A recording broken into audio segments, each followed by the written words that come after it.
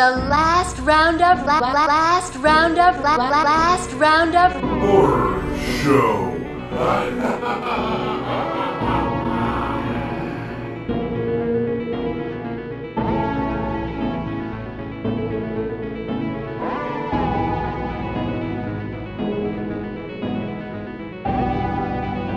Welcome to the Last Roundup Horror Show. I'm Frank.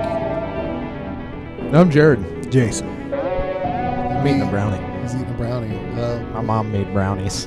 We got another 3-pack for you. And up first, Slumber Party Massacre, 1982, the year of my birth. Huh? This is Stupid 82. What's the good year, Jared? 81. 81. I don't have a synopsis. I didn't get that evidently. Guy with the drill kills. Well, let me tell you. High school. High school. There's a girl whose parents goes away. She's having a sleepover. She invites all of her friends. Little does she know that a psycho has escaped. I think you can use the title as the summary. It's exactly what it says it is. That is marketing. That is direct marketing. Yeah. There's a slumber party, and it's a massacre. Yeah. This was directed by Amy Holden Jones, known as the writer of Mystic Pizza, the Beethoven movies, and Indecent Proposal. with Charles Grodin? Yeah. Oh, she also did the screenplay for The Relic. I don't know if you guys seen that. Oh, I didn't see that. Written by Rita Mae Brown, who wrote this as a satire of this kind of movie, but they just went ahead and just fucking made it like it's a real thing. So they took all of her. Before we get too much into the movie, I don't doubt that they wrote it as a satire, and I think that's why one of the reasons I was happy you chose this one. When you get into the 80s slasher genre, that's what it became.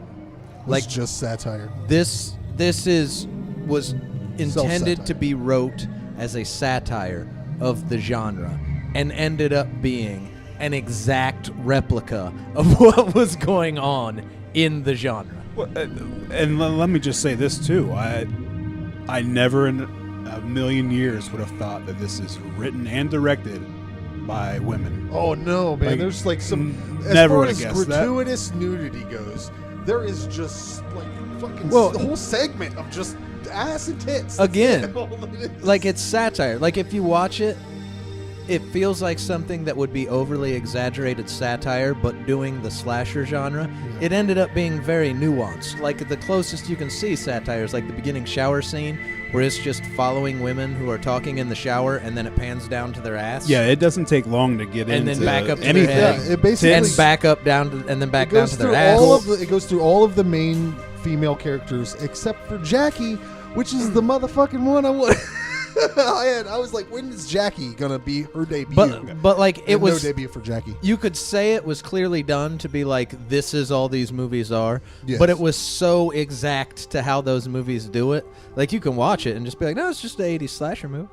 It's just what they do. One cool, it's just what they do. But it kind of flipped the script as far as like this may have been like the first 80s slasher that didn't wear a mask. Yeah. At least all the big ones, all the mainstream ones. But I mean, this one's right there. He shows his face. And you could take it as like making fun of the genre and how pointless it is, because they never give you a reason why he's killing someone. No, he looks like just straight in the beginning. You got a guy talking to a girl, carries a ladder for her. The guy walks off, and the dude jumps out of a van and kills her with the drill. He looks and you like, don't get any more explanation for any of the killings. The closest you get is at the very end when he's like, "You're so pretty." It takes you don't a need lot. one. It takes a lot to love someone. Just escaped. Yeah, it takes a lot of love to do this to someone. That's as close as you get. Yeah, the guy looks like your dad's friend when you were a kid, like 40, 50-year-old. Gray fox, wears too much fucking denim, probably smells like Winston cigarettes and too much cologne. They said he stayed away from the cast, so they like only saw him as the killer. Like he like read books and studied up on. What was the thing and his performance was influenced by some sort of animal or something. What was that? A peacock. That's what it was. Motherfucker influenced by a peacock. Oh. But yeah, I think this is one of those ones from that whole genre. James Ray, who brought up The Mutilator, is another one. It's everything great and everything terrible about the genre done with nothing else other than those. We got the tagline is, "You bring the pizza, I'll bring the drill."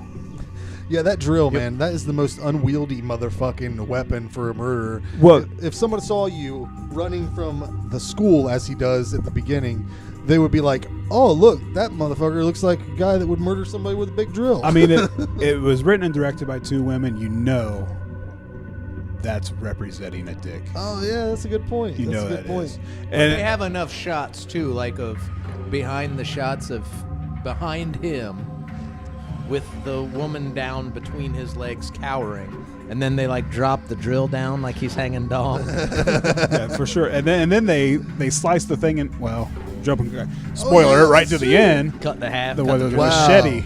You That just was- cut his dick off, That was one of the. and then chopped him up. That was one of the more nonsensical scenes, because she's got a machete and he's got this big drill right. with this big drill bit, It's and she thick. just kind of It's thick, ain't it, Frank? She- Big thick drill. she haphazardly swings the machete and cuts this big fucking drill bit in half. Yeah. Right in half. Yeah, that was one of the funniest things about this movie is when these women try to attack this man. Like, it's hilarious. It's like so haphazard and just like when she runs up with the hatch, fucking just hilarious, man. But yeah, I always laugh when thinking of when I think about this movie, because it's I obviously can't remember 82. Yeah. I was 1.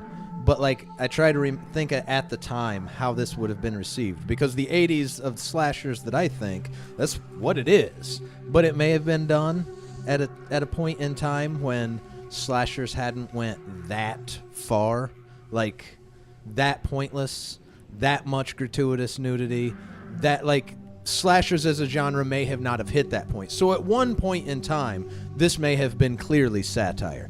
If you know the 80s slasher genre, like on into 86, this is standard slasher. Like, they did this as satire, and everybody in the genre was like, that's perfection. I mean, the slashers is probably my favorite subgenre, and this is one of my favorite slashers. Yeah, the score's great, and the fucked up thing about it was all done on a Casio by the director's brother, who they didn't have money, so he came in and fucking did it.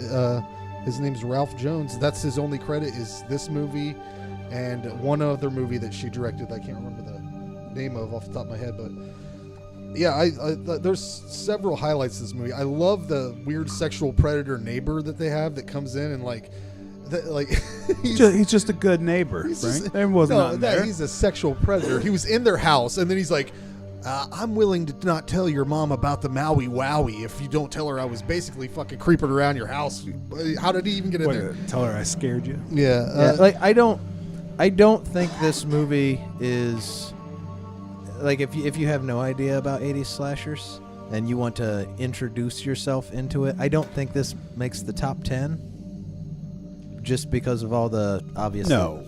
If you're just watching, did you say if you're just watching slashers? If you are ignorant of 80s slashers, No. and no one's gonna like this. you want to jump into it. I think if you pull the best of the Friday the 13th, the Halloweens, the Nightmare on Elm Streets, if you want to get into the really what the fuck, you throw Sleepaway Camp in there, and This is better than Sleepaway Camp. but yeah, Where are you going? Finish this. finish your point. But I would say this is definitely higher up on like the second wave. If you get through the first top 8 to 10 slasher movies to really get into the genre and say, I love slasher movies from the 80s, this is your This might just this be is your outside next 10. stop. Yeah. It doesn't crack the top 10 at all, but it's I agree, Jared. Usually I don't agree with you. yeah, it's the top of the next wave. That kind of feels good when we So what'd you agree. give Yeah. it, Jared? Wait. No, Wait, Jay, where let we at? Where Jason we at? talk. Holy smokes. Let Oh, Jason holy talk. We agree. You let him speak. Well, like I was going to go to Jason next. Oh, sorry. Well, no. I just, like we said in the beginning, it's called the Slumber Party Massacre. Like, you know what you're gonna get. It's a cheesy 80s slasher with tits, gore. It has very cheesy dialogue. Again, it doesn't take long to get into things either. Yeah, the dialogue's another thing. I'll let you finish. Well, yeah, Please. let me finish there. Jesus. You could jump in though. I mentioned dialogue. Go ahead. The dialogue in this. The best way to describe the dialogue is every movie you have that conversation that people are having when someone walks up into it, and then they get going with the real dialogue. You know, like you'll hear well, Jimmy said last night the car wouldn't start. Oh, hey, Steve. And then purpose. This whole movie is background dialogue. No one says anything of relevance ever. And there's absolutely no character development. And the story, you're not going to get an amazing story. So it's just straight up tits, and it has great kills. Yeah, a little bit of gore. Like, unless you're going to deduct for the genericness of it. I think the movie's biggest flaw, it starts out strong, just straight into it. Guy talks to girl, girl gets killed in van. There are a couple kills, and then the middle hits a slow lull as they set up the party. But because... And how about that party? Because there's... the wine coolers? Even the party is like straight up, okay, all the girls are here, let's order pizza and take off our clothes.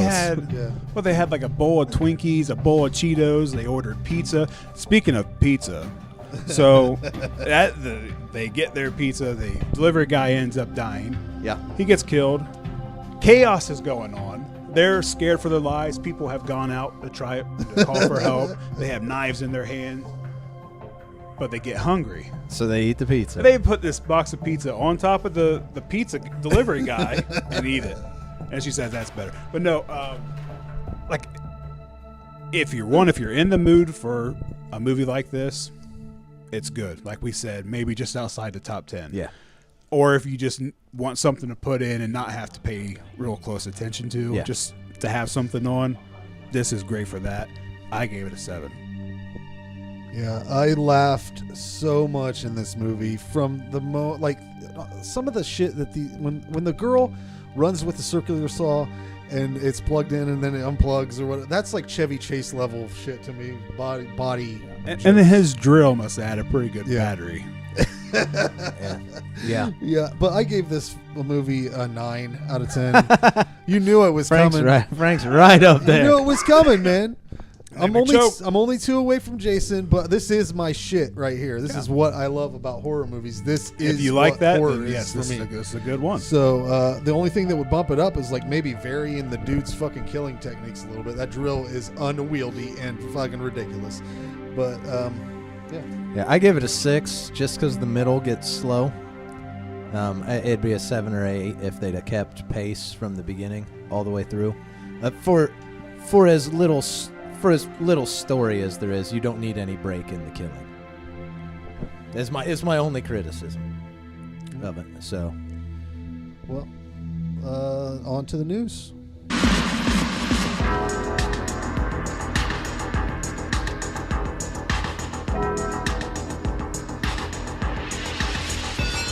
And now the Last Roundup Horror Show news.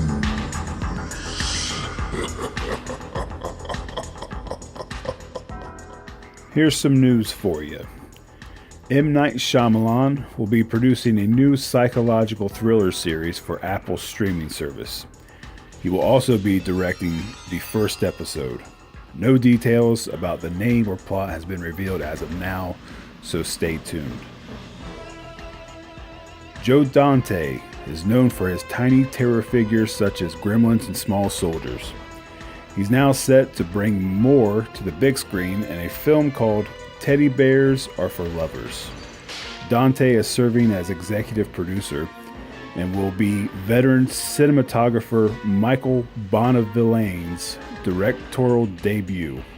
He's worked on such things as Lost, Cloverfield, and Zombieland. If you're a Stephen King fan, 2018 will be a great year for you. Castle Rock series being created for Hulu. The Bone Church is being made by Cedar Park Entertainment. And the Dark Tower series coming to your home via Amazon. And on to a few Blu-ray releases. March 6th, Scream Factory's putting out a collector's edition of The Strangers with a new transfer, new special features. The Cat of Nine Tails.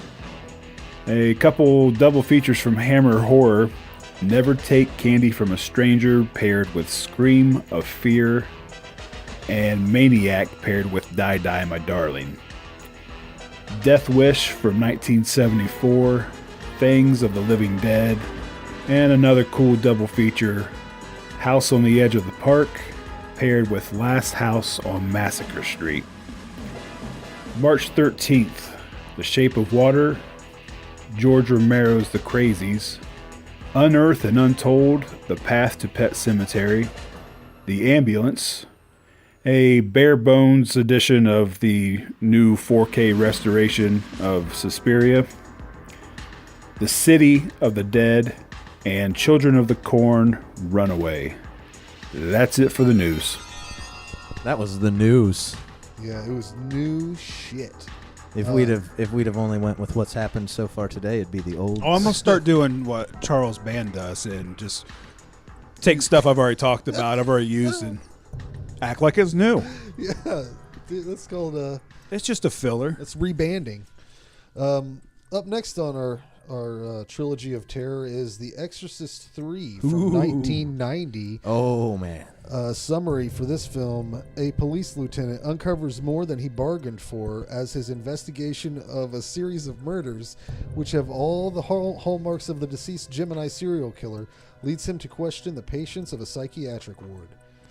This one was my pick, and man, this was one of my favorites. Yeah, It's gonna be a high rating for me. And just so kind of a little bit more on the story. If you haven't seen 3, I imagine most people have seen 1. Pretty much what happens in this story is the cop from the first one is friends with a priest who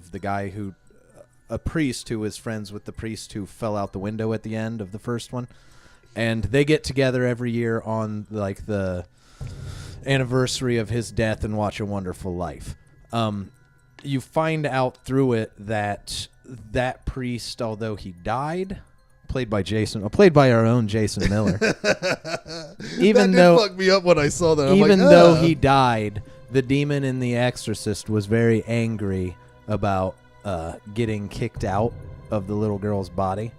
So he put the Gemini killer, which is this killer that you don't know about, in that priest's body. And he kind of bounces around in old people's heads. And Why kills didn't you people. just read us the Legion book? Well, Just read us the story.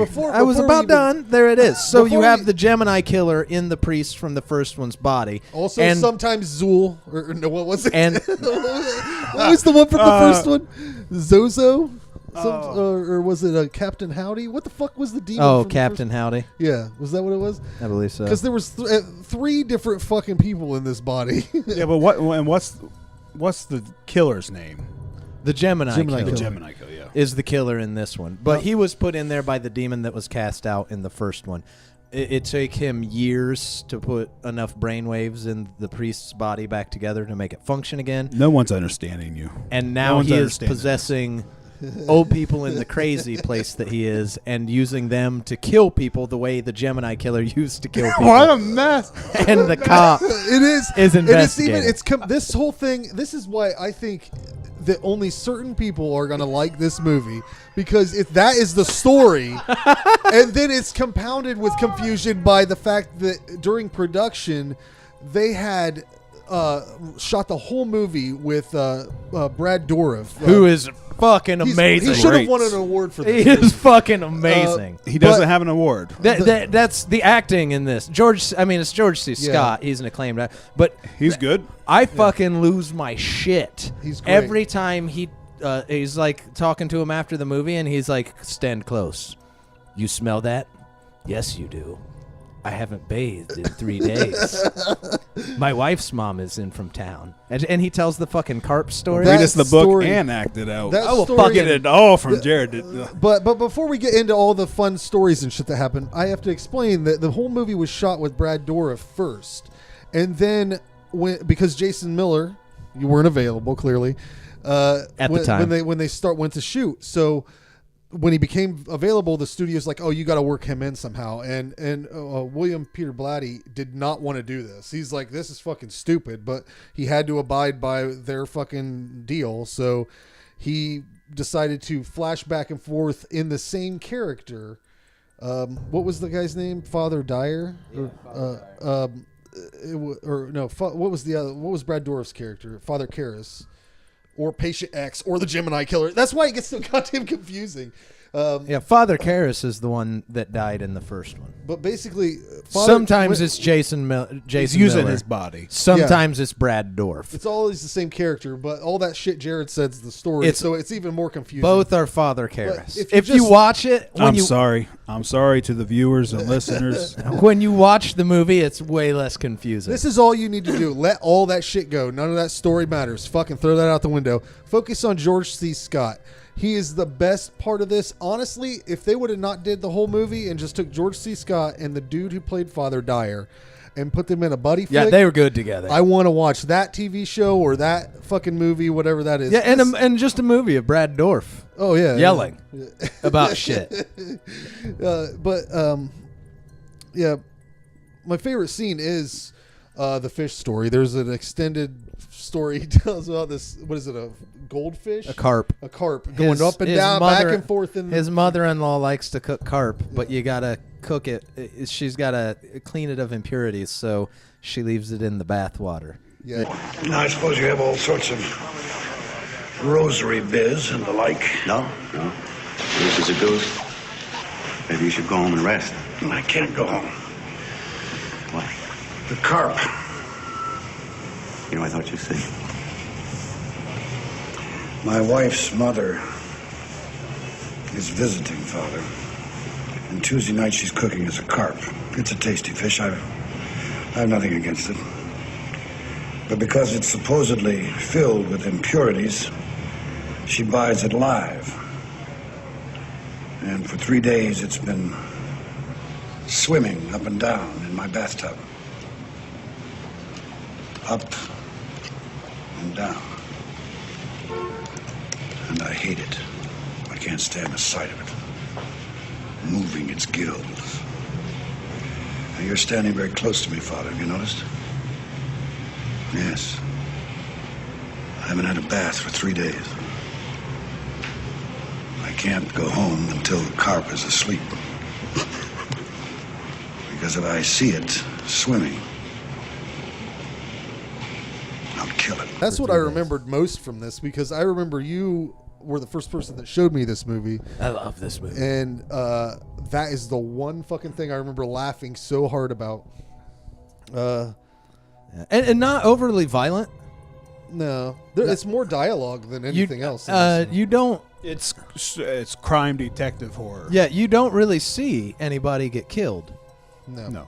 There wasn't even supposed to be everyone always talks about the studio interference. There wasn't even supposed to be an exorcism scene in this. Yeah, and that's the only one you see get killed. Yeah, that was a production thing that was thrown and in there. It was supposed to be titled Legion, but once the studio found out connected to The Exorcist, it's part of The Exorcist, they demanded it be called Exorcist III, and then because the terrible Exorcist II had already been made. I can't remember. What was it? Is I've it never called seen Heretic? that. Yeah, I've never seen that one.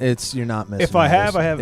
And this one completely ignored that one anyway. Well, this is a direct sequel. The books went from 1 to Legion. There is no. Yeah, there was no in what's between. What's the third one's name? Third book. Is there a third one? Well, there's another one. There's one after this. There was one after Legion. I don't know. I've only read the first one. Maybe Legion. not. What? There are 3 movies. Maybe and that I know what I'm of only thinking 2 is between books. the 1 and 3. There's an Exorcist II movie that was never William it's a Peter book titled Blatty's. something else. There's 3 books to this. Oh, yeah. This trilogy. Yeah, I didn't even know there was a 3rd book to it. I've just read 1 and 2. Yeah, if you can find the do the director, Reading I Rainbow. really want to watch the director's. Yeah, cut of I'll get William Peter Blatty Yeah. on here. I'll call him up. I'm Do sure it. he'll talk to me. What's he doing? Is he alive? I don't even know. I think he is alive. What's he doing? Not talking to me. He's No, probably no, busy. I not think he talking was to me. involved in Call the him up. more recent Exorcist. But yeah, the stuff. second Exorcist movie followed Reagan. And there's no point to it. Yeah. But if you can find the director's cut of this, it doesn't have Jason Miller in it at all. It's all Brad Dourif. I've never seen that. And I don't think I've ever seen it either. Blatty managed to make a great film, even though the studio was in his back pocket, through this whole thing. He may not have liked it, but I don't think any of the studio, like The Exorcism. That was forced. It felt really forced to me. It doesn't hurt the movie to me. No, but I'll tell you what, George C. Scott would have fine with fucking died when he fell from the ceiling. You, I don't you care. absolutely didn't need it, but it didn't feel forced. Not only that, and I do like cutting back and forth between Brad Dourif and Jason Miller. I actually like that. not only is that scene, I'm okay with that scene. That scene gets better every time I watch this movie. But also the entire movie gets better. Every time I watch this movie, I like it better. Notice something new. This has been one of my favorites for years. How about the cameos, huh? Yo, Patrick Ewing? Are we kidding? Larry King? Oh, yeah. Evidently Samuel L. Jackson. Well, it was in but I Georgetown. didn't That's see where he him. went to college. Oh, yeah. That makes sense. I didn't see Samuel L. Jackson, but those dream sequences were fucking fantastic. This is a great movie. If they could carve about 15 or 20 minutes off of the conversation somewhere, I'm sure they could, because it's pretty long. And how crazy the beginning of this show sounded. Yeah. Trying to explain the movie. The way they put everything together and all the pieces come seamless. together. You don't question. There's writing no is confusion. perfect. No confusion. And they never actually have to fully explain it. Yeah, it's one of those movies that's almost impossible to explain to somebody without sounding like Jared did earlier. And I'll keep doing it. I enjoy talking about the movie. I've seen this fucking thing a lot of times, and his explanation, I got lost in it. It's almost better not to even try to explain it. Just read a quick summary or just go into it blindly. I would recommend seeing the first before watching this one. Yeah. Because gives you a little bit more on the characters. That's going to tie everything else. It makes George C. Scott. It makes you feel it more.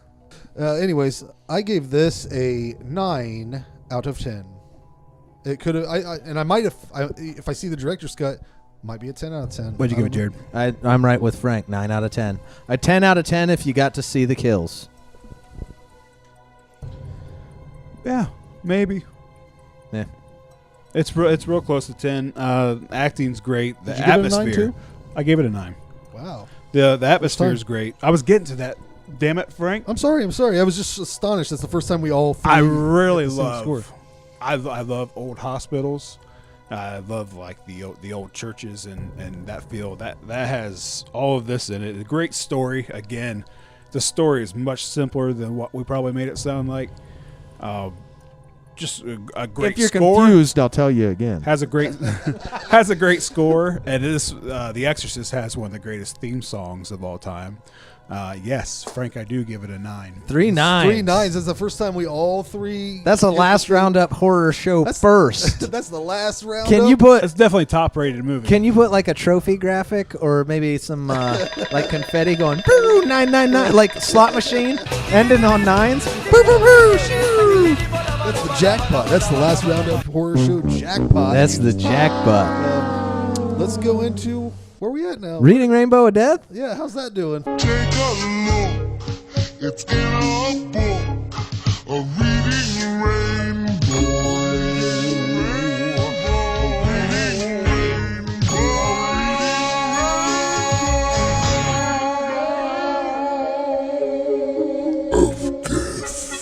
Okay. Today on the Reading Rainbow of Death is one of the ones where I just talk about some books. And I've been busy this week and I didn't contact anyone to see if they would be interviewed. So Why don't you just talk about what you've been reading? we're going to talk about someone who may say yes. Let's get down to the real point here, Jared. Yeah. Why won't you interview Randy Woden? I should get him on the phone. You just put him on speakerphone. With this one, like, I had even thought, like, because I didn't know how you play this. Do I be like, well, shit, I didn't get a hold of anybody. I'll just say something about Randy and then interview him next show because he'll say yes. But then it's like it's like, oh, sure, when you don't got anybody else. And then I also thought, Well, it's like, he doesn't write horror, correct? Yeah. Well, then we're not going to. He has horror elements. I'm just kidding, but Randy. then- Where you at? There he is. Yeah. I'm just kidding. Just Then I address, thought- just to address why you haven't had him on. Yeah, I've been I pushing thought, for it. If I don't have anyone set up and still don't interview Randy, like that's gotta piss him off, right? Anyway, so what are we doing? Love you, Randy. Let's go. What are we doing? I haven't done Randy yet because, as you said, horror elements, and I've been trying to stick to horror writers. I straight figured horror. that much. So that's the reason. Today on the Reading Rainbow of Death, I'm going to quickly discuss the books of Matthew M. Bartlett. He is someone that may say yes to being interviewed. He did some stuff on the Bones album. He done a demonic traffic report that goes at the beginning of one of the songs. If you have a chance, go check out either Creeping Waves or Gateways of Abomination, his new book, The Stay Awake Men. He writes, I haven't got to read Stay Awake Men. I got it on my shelf, haven't got around to reading to it yet. But Gateways to Abomination, Creeping Waves, he writes short stories that all kind of interconnect in Leeds, Massachusetts, of a radio station run by a witch coven, and the stuff they air, and like there's witch coven in the town and dark magic and really weird stories, and it's very atmospheric horror. I don't know. I have trouble explaining his stuff sometimes. Dark magic through the airwaves. I think you have making trouble town explaining people- everything. Yes. Do crazy You shit. use a lot of words and say so very little. Yeah. But he's very there's a song on the new Mississippi Bones album called WXXT that's based off his stuff, and Name dropping. a lot of the lyrics in that songs, with his permission, of course, I took straight from the books because he has a very musical quality to his lines. Jared's He's- in the band with Jason, by the way. It's He not doesn't just know. They're called Mississippi Just get it Bones. out. it's not just really creepy stories. He has a very brilliant way with words as well. But it feels very New England when you read it. That kind of New England witch horror, mixed with like the original. I like that. My- I like that era. Is it? In short, Does he write in that time? no, it's in present day time, but it has a very it's a witch coven. That's the main. So it all has that feel, but a lot of it is fucked up too. It's horror, but it's very like the weird stuff in A Good Nightmare on Elm Street, the strange shots that almost make no sense but feel kind of dreamy. He does a brilliant job of weaving reality and non-reality together, which is really hard to do with words and to do as subtly as he does sometimes. So Gateways to Abomination was self-published by him, is a fantastic book. Creeping Waves is put out by Muzzleland Press. He also has stories in all manner of anthologies. Terror in 16 Bits is one that I've talked about before. He has one in that. Stay Awake Men is his new book. If you look him up, he's got a ton of shit. So go read Matthew N. Bartlett, and who knows, he might agree to an interview by the next show. Yeah. That's nice, Jared. So that was the reading. That was my on-the-spot, just realized I hadn't done anything, reading Rainbow of Death. Yeah, I wouldn't even contact him. Just tell him to listen to the show. So, Matthew, have I done a terrible job describing your books? I hadn't even thought about it yet. It was pretty bad. Yep. I can't believe you guys gave me a segment. I was like, hey, can I talk about this stuff? And We, you guys we were like, might take it away. you guys or were not like, take the segment away, but you're the only one Frank talking. might start doing it. Who's gonna Jared? Start doing it. Who's gonna kidding. start reading books? I'm gonna start reading. One of these days, I'm going to take your suggestion. And I'll I'm let going you- to read a book, I'll let you borrow Gateways. and I will give my opinion. And let me tell you what, I'm not a big book fan, so wouldn't that make if I end up liking something, that's going to be a huge fucking. I'll let you borrow. You guys, the author may not care, but that'll be a big. I'll let you borrow Gateways to Abomination. I don't Short know. stories. You keep mentioning We'll be like- mentioning this we'll be like, 16 Jason, bit over reads and over a and over. book. So, and they're short stories. Yeah. And that's one of the problems I have with books is I fall asleep. I'll forget what I read the whole last page, so I'll have to go back, and it just like I can watch 10, 15 movies, 10, 15 stories by the time I could read one. So it just bring one in. We'll see how long you can read before he falls asleep. Anyway, what we got? 2016, there was a movie called Don't Kill It. Oh, Don't Kill It. And this here is a Jared doozy. must like this one. He gets excited again. Summary: An ancient demon It's something. terrorizes a tiny Mississippi town. Directed by Mike Mendez, known for Grave Dancers, Big Ass Spider, and he did a segment on Tales of Halloween. So this guy has a movie. The guy that made this movie has a movie called Big Ass Spider. And let me tell you that it's pretty good, too. Wyatt was watching it one day, Huh. And I watched a little bit of it. It's definitely up your alley. Yeah. And I think he may have done something else that. Grave Dancers was in the what was that series of late night horror movies? There was like the I don't know. There was a series of horror movies. Back when I remember Grave Dancers. It was okay. It was okay. There was Big some bad Ass CGI. Spider. Yeah, it's a good one. I like it. I like the Was it Movies to Die For? Yeah, something like Was that. it? They did was the one 8 of There those. was a few of those little Yeah. 8 screen. 8 movies to die for. I think it was 8 movies to die for, like the first one, because they did that several times. We're gonna get it right on the first try and then go through as many variations of it. 8 movies to scream. 8 movies that keep you up at night. USA Up All Night. 8 movies with Joe Bob Briggs. This movie was written 8 by, horror movies.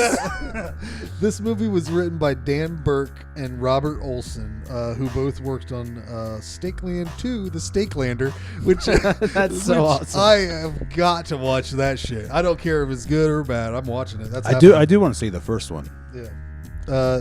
As far as I'm concerned, this movie is solid fucking gold, and I knew you knew I was going to say that. It's exactly what I wanted it to be, and more. I love that Dolph Lundgren is a fucking asshole that just walks around and vapes like a douchebag. Did you give a summary yet? No. Ancient demon terrorizes a tiny Yeah. Mississippi. Yeah, so he's a demon hunter. Does he get in a plane wreck? I forget how he accidentally releases the demon, but No, he had it contained. yeah, it's a story that he tells in it, but Yeah, he got in a plane wreck and it got he got it lost. contained. The thing about this demon is it passes back and forth. He goes through a story. Every demon has a different way from in which is they awesome. possess people. But in I this think they one, should do one for it's every a demon he's met before. It just starts killing people. If you kill the person that it's in, is how the demon ends up you- possessing That's you. such So a great idea. he That's goes never on. been The done demon before. goes on a rampage as soon as like he'll go start killing someone's family. The guy will run in and shoot him, and then all of a sudden they're like, "We're saved!" And then the guy starts shooting the family. Every one of those demons, I think they should make a sequel. Just make this Yeah. a franchise of all those demons. I was like, I laughed. The first thing I thought of, if you've ever watched the series Supernatural, this is straight episode of Supernatural, only only bloody horror. This is a very gory movie. The first The 20 demons minutes are the is same as- crazy as fuck. The demon's pretty much the same as the demons in Supernatural. He even refers to himself as a hunter, and it's a family business. Frank just said this has never been done before. I've never seen. No, the idea of a demon that fucking is that in from Supernatural? The demon that kill a kills demon, it becomes- as soon as No, that's they- what I'm saying. is Okay, yeah, original. and Also- they should keep these going. To not kill the thing is an original idea. Also, they're not trying to kill it. And how do you not kill it? Yeah, how do you stop something from killing if you can't kill it when it just kills? If something's trying to attack me, I'm going to kill it. And if I kill it, then now I'm the demon, and I'm going to kill you. I said this movie, like the town hall scene gets crazy, don't it? Oh, that was nuts. When he drops the weapons all over the place. if I were to make a quick generic of this movie, it is an episode of Supernatural, only done with over-the-top style 90s blood kills and an 80s canon films movie action Yeah, let's star. be real. That is this is straight what this this is movie a is. B movie. Absolutely a B A movie with lots of fantastic- gore. It's The body count's got to be crazy. Yeah, it's nuts. And one of my favorite things is, Like, they'll just be using handguns. So many heads explode. Like, full explosion. If you get shot with a tiny little handgun, Some of the effects. your head explodes. Is the laws of physics in this movie. I've seen so many people get shot with a little pistol and their heads burst. Not like a big hole with stuff flying out. Full head explosion, then gone. Yeah. And it's fantastic. He likes it. It He is. likes it. I love it. This is. I think it's my favorite Dolph Lundgren character. When he's always just vaping and putting his feet up on desks, and these people kill so fast when this demon hits him, and he's sitting there eating a whole rack of ribs. Fucking, I'm sure he had to refill his fucking vape. He's running around with a net gun through a lot of it. And a lot of times what happens is he has his net gun. He's like, that's the guy possessed. I'm going to net him. But it'll be in the town hall scene. There are a lot of people around, and the demon's killing people while he's getting ready to net him. And then someone kills the demon, and he's like, "Oh shucks, now I got to go get." And It's hilarious. His expression is just kind of exasperation, like son of a bitch. And my favorite was when it's right at the end of the town hall scene when the demon runs out and gets hit by the box truck. Oh yeah. And Dolph Lundgren steps in front of the box truck and points his net gun at it like he's going to net the whole fucking box truck. See, what I was hoping he would have do, I don't think he did it anywhere in the movie, but shot it and not hit anything, and then he has to go collect it. That would have been. Why wasn't that a thing that happened? But the idea, and so people know in the movie, the idea of how you stop this demon is his dad was the first to capture it, and that's when his dad died. They were demon hunters when he was a kid. His dad caught it in a net, drank poison, and then killed the demon. The demon entered it, and the dad had killed himself, so there was no one for it to possess. So they put it in a little container, and it eventually got free after he lost it. Yeah, there's a lot of dodgy special effects in this movie. Just let it Some go. of it looks good, some of it Yes, doesn't. and it's those kind of effects, though, that it doesn't matter because it's like a head exploding. Or It would be grenades cool if it blowing looked up like a was great like head exploding, but it's just bad CG. But the head exploded from getting shot with a pistol. So Well, I did notice too on one scene where they're using a shotgun and it's in slow motion. Like you can see the barrel of the shotgun wiggling. Like you could at least use like a plastic gun or something on it. And I'll tell you what, I'm all for whatever the fuck is going to happen next. Because at the end of this movie, what happens, Jared? Did you see that? What happens? The key to the next movie? what? A shark eats the fucking thing. A fucking. They capture this soul. Maybe they'll back in a flask. If we're really lucky, No. Don't even. They'll They do- do not need to go there. they'll do fucking Sharknado meets Don't No. Kill It. No. If we're really lucky. No. I mean, if you the stars light We've done said. I've done said. Like he goes through that list of demons. They all have different characteristics. Go down that list and just keep these movies going. better send out an email soon. Or they. Anyways, I gave it a 10 out of 10, buddy. There we go. Lay it on the line. That's my quality right there. That's what I want out of a movie. I gave this one an 8. And I really liked this movie, but I will say, I even had a friend, Doug Rinaldi. Yeah. He's like, "Oh Jesus, I seen you guys are gonna do Don't Kill It.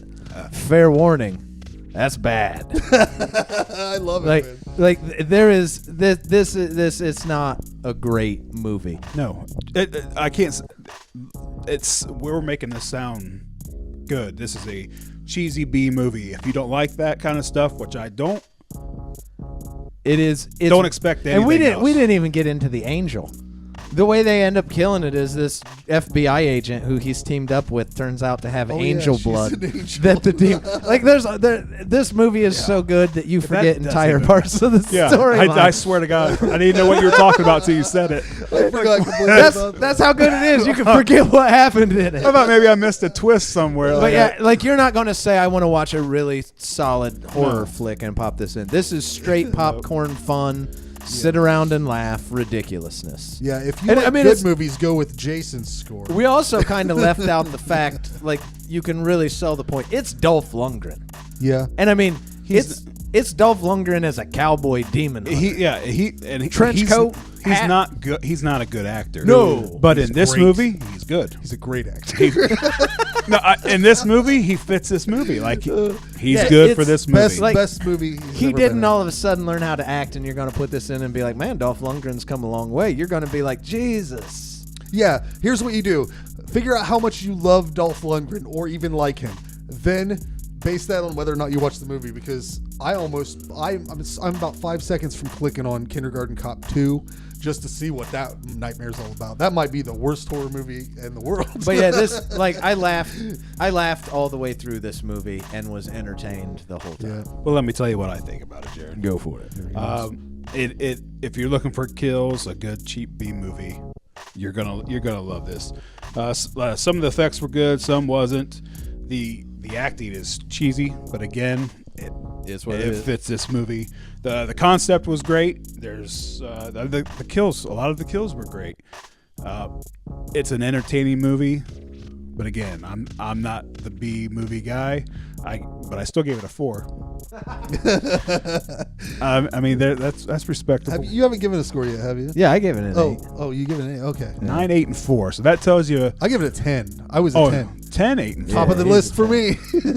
Well, that gives people a good. That lets you know you may like it, you may not. This review has been completely unhelpful. That's the way it is. The shit I like is on one end of the spectrum. Jared's wavers in the middle, and then you're on the other end of the quality control. Yeah, in terms of cheese, this is solid cheese. That it takes me back to the early 90s. But a lot of the times, okay, some more problems I have with it is I'm sick of the freaking the demon sound. Like that became annoying. Oh yeah. A lot of times, so they have black eyes, which I'm fine with that. I guess if you think of someone being demon possessed, probably put some black eyes in them. But they forget to put black eyes in a lot of scenes. The little girl like, doesn't wait a have minute, them, and I was like, that's just a crazy little. Yeah, girl. she's just not a normal little girl. It's just there's a lot of it's B movie. Yeah, the mistakes are fun. It's part of the fun. You can laugh because not only that it was made, but how bad it was made. It's fun. Here's a good drinking game, though. Every time someone gets killed, take a shot. Do not do that. You will die. Anyways, thanks for watching and listening and all that stuff. Are we doing any talking about any movies we're seeing? I know what I'm gonna do next time. I don't know. I got mine. My next 2 movies are going to be Zombievers. Nice. And what was the other one I said, Jared? I told you. Fuck. Microwave Massacre. Microwave Massacre. Microwave Massacre. Yeah, and that's available on Shudder. I think it's also on Amazon Prime. I'm not sure. It's on some weird shit too. So look around. It's out there. Anybody else? I'm gonna choose The Burrowers, and Blood Rage. Both of those are on Shudder if you want to watch them. Nice. I forgot. You forgot? Yeah, I was just wondering if you guys did. I am going to surprise everyone with my choices. Blow your I haven't. You don't come prepared. No interview. No picks. My fucking laptop died. Yeah. I had to yesterday, Sunday. Guys, we almost couldn't even record. No way to end the show. This is the best They've way. done stop watching This is the by best now. way to end the show. I wasn't happy with my monster pick, my new movie. Like, pick. subscribe. Thank you for watching and listening. I want to pick a really good one this time. You can do it, Jared. Oh, The Exorcist. That was a good one. Yeah, that was one of the highest ones we've ever had. I'm not sure we're gonna get 3 9s Ever again. I mean, unless you purposely you go out of your way. Yeah, like Evil Dead. We're gonna do. We're gonna do Evil Dead. Oh no. This is fucking Last Roundup Horror Show After Hours. Wouldn't that be fucked up? Though if we're like Evil Dead 2. That's still going, Frank. Look at it. It'll go forever, man. It Fucking only takes nailed like it. a couple seconds. So. This one died a couple times, probably. I forgot to turn it back on. Well, there's some inside baseball for you guys. Thanks for sticking around. See you next time. Bye.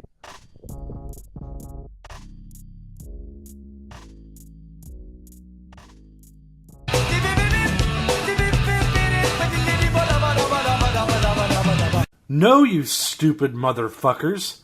This is a ZTO TV podcast.